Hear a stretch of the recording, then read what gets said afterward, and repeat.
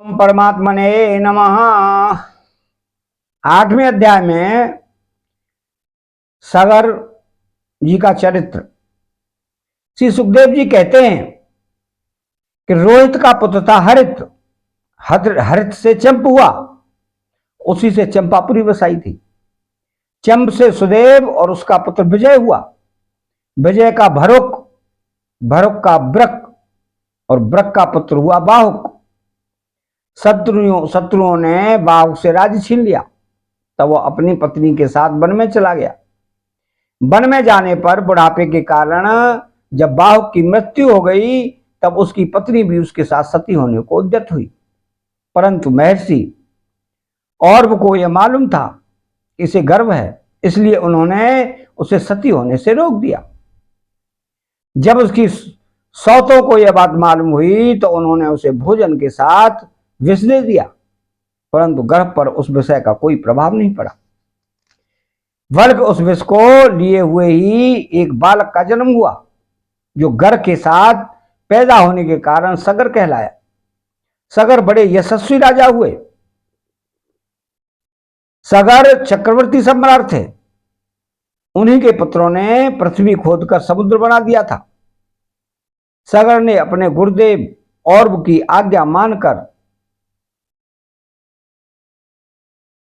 तालजंग, यवन, शक, है, बर्बर जाति के लोगों का वध नहीं किया, बल्कि उन्हें विरूप बना दिया। उनमें से कुछ के सिर मुड़वा दिए, कुछ के दाढ़ी मूंछ रखवा दी, कुछ को खुले बालों वाला बना दिया तो कुछ को आधा मुंडवा दिया। कुछ लोगों को सगर ने केवल वस्त्र ओढ़ने की ही आज्ञा दी, पहनने की नहीं, और कुछ को केवल लंगोटी पहनने को ही कहा, ओढ़ने को नहीं।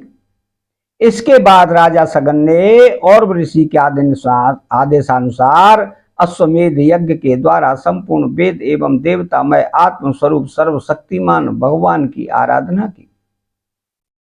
उसके यज्ञ में जो घोड़ा छोड़ा गया था उसे इंद्र ने चुरा लिया। उस समय महारानी सुमति के गर्भ से उत्पन्न सगर के पुत्रों ने अपने पिता के आज्ञा अनुसार घोड़े के लिए सारी पृथ्वी छान मारी। जब उन्हें कहीं घोड़ा न मिला, तब उन्होंने बड़े घमंड से सब ओर से पृथ्वी को खोद डाला। खोदते खोदते उन्हें पूर्व और उत्तर के कोने पर कपिल मुनि के पास अपना घोड़ा दिखाई दिया। घोड़े को देखकर वे 60,000 राजकुमार शस्त्र उठाकर यह कहते हुए उनकी ओर दौड़ पड़े, यही हमारे घोड़े को चुराने वाला चोर है। देखो तो सही, इसने इस समय कैसे आंखें मूंद रखी हैं, यह पापी है, इसको मार डालो, मार डालो। उसी समय कपिल मुनि ने अपनी पलकें खोल दी। इंद्र ने राजकुमारों की बुद्धि हर दी थी। इसी से उन्होंने कपिल मुनि जैसे महापुरुष का तिरस्कार किया। इस तिरस्कार के फलस्वरूप उनके शरीर में ही आग जल उठी, जिससे क्षण भर में ही वे सब के सब जलकर खाक हो गए। परीक्षित, सगर के लड़के कपिल मुनि के क्रोध से जल गए, ऐसा कहना उचित नहीं है। वे तो शुद्ध सत्वगुण के परम आश्रय हैं। उनका शरीर तो जगत को पवित्र करता रहता है। उनमें भला क्रोध रूप तमोगुण की संभावना कैसे की जा सकती है? भला कहीं पृथ्वी की धूल का भी आकाश से संबंध होगा? यह संसार सागर एक मृत्युमय पथ है। इसके पार पाना अत्यंत कठिन है, परंतु कपिल मुनि ने इस जगत में सांख्य शास्त्र की एक ऐसी दृढ़ नाव बना दी है, जिससे मुक्ति की इच्छा रखने वाले कोई भी व्यक्ति उस समुद्र के पार जा सकता है। वे केवल परम ज्ञानी ही नहीं, स्वयं परमात्मा हैं। उनमें भला यह शत्रु है, यह मित्र है, इस प्रकार की भेद बुद्धि कैसे हो सकती है? सगर की दूसरी पत्नी का नाम था केसनी। उसके गर्भ से उन्हें असमंजस नाम का पुत्र हुआ। असमंजस के पुत्र का नाम था अंशुमान।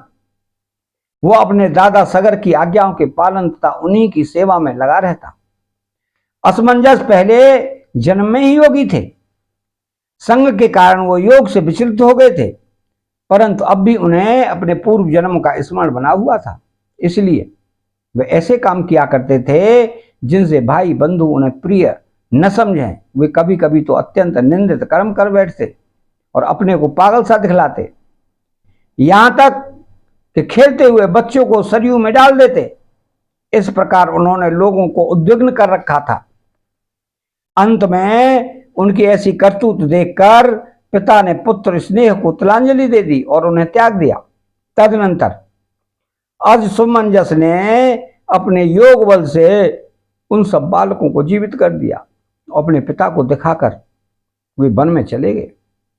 अयोध्या के नागरिकों ने जब देखा कि हमारे बालक तो फिर लौट आए, तब उन्हें असीम आश्चर्य हुआ और राजा सगर को भी बड़ा पश्चाताप हुआ। इसके बाद राजा सगर की आज्ञा से अंशुमान घोड़े को ढूंढने के लिए निकले। उन्होंने अपने चाचाओं के द्वारा खोदे हुए समुद्र के किनारे किनारे चलकर उनके शरीर के भस्म के पास ही घोड़े को देखा। वही भगवान के अवतार कपिल मुनि बैठे हुए थे। उन्होंने देखकर उदार हृदय अंशुमान ने उनके चरणों में प्रणाम किया और हाथ जोड़कर एकाग्र मन से उनकी स्तुति की। अंशुमान ने कहा कि महात्मन, आप अजन्मा ब्रह्मा जी से भी परे हैं, इसलिए वे आपको प्रत्यक्ष नहीं देख पाते। देखने की बात तो अलग रही, वे समाधि करते करते एवं मुक्ति युक्ति लड़ाते लड़ाते हार गए, किंतु आज तक आपको समझ भी नहीं पाए। हम लोग तो उनके मन, शरीर और बुद्धि के होने वाली सृष्टि के द्वारा बने हुए अज्ञानी जीव हैं, तब भला हम आपको कैसे समझ सकते हैं। संसार के शरीरधारी सत्वगुण, रजोगुण तथा तमोगुण प्रधान हैं। वे जागृत और स्वप्न अवस्थाओं में केवल गुणमय पदार्थों, विषयों को और सुषुप्ति अवस्था में केवल अज्ञान ही अज्ञान देखते हैं। इसका कारण यह है कि वे आपकी माया से मोहित हो रहे हैं। वो बहिर्मुख होने के कारण बाहर की वस्तुओं को तो देखते हैं, पर अपने ही हृदय में स्थित आपको नहीं देख पाते। आप एक रस ज्ञान घन हैं। सनानंद आदि मुनि जो आत्मस्वरूप के अनुभव से माया के गुणों के द्वारा होने वाले भेदभाव को और उसके कारण अज्ञान को नष्ट कर चुके हैं, आपका निरंतर चिंतन करते रहते हैं। माया के गुणों में ही भूला हुआ मैं मूढ़ किस प्रकार आपका चिंतन करूं। माया उसके गुण और गुणों के कारण होने वाले कर्म एवं कर्मों के संस्कार से बना हुआ लिंग शरीर आप में है ही नहीं। न तो आपका नाम है और न तो रूप। आप में न कार्य है और न तो कारण। आप सनातन आत्मा हैं। ज्ञान का उपदेश करने के लिए ही आपने यह शरीर धारण कर रखा है। हम आपको नमस्कार करते हैं। प्रभु, यह संसार आपकी माया की करामात है। इसको सत्य समझकर काम, क्रोध, ईर्ष्या और मोह से लोगों का चित्त शरीर एवं घर आदि में भटकते लगता है। लोग इसी के चक्कर में फंस जाते हैं। समस्त प्राणियों के आत्मा प्रभु, आज आपके दर्शन से मेरे मोह की वह दृढ़ फांसी कट गई जो कामना, कर्म और इंद्रियों को जीवन दान देती है। श्री सुखदेव जी कहते हैं कि परीक्षित, जब अंशुमान ने भगवान कपिल मुनि के प्रभाव का इस प्रकार गान किया, तब उन्होंने मन ही मन अंशुमान पर बड़ा अनुग्रह किया और कहा, श्री भगवान ने कहा कि बेटा, यह घोड़ा तुम्हारे पितामह का यज्ञ पशु है, इसे तुम ले जाओ। तुम्हारे जले हुए चाचाओं का उद्धार केवल गंगा जल से होगा, और कोई उपाय नहीं।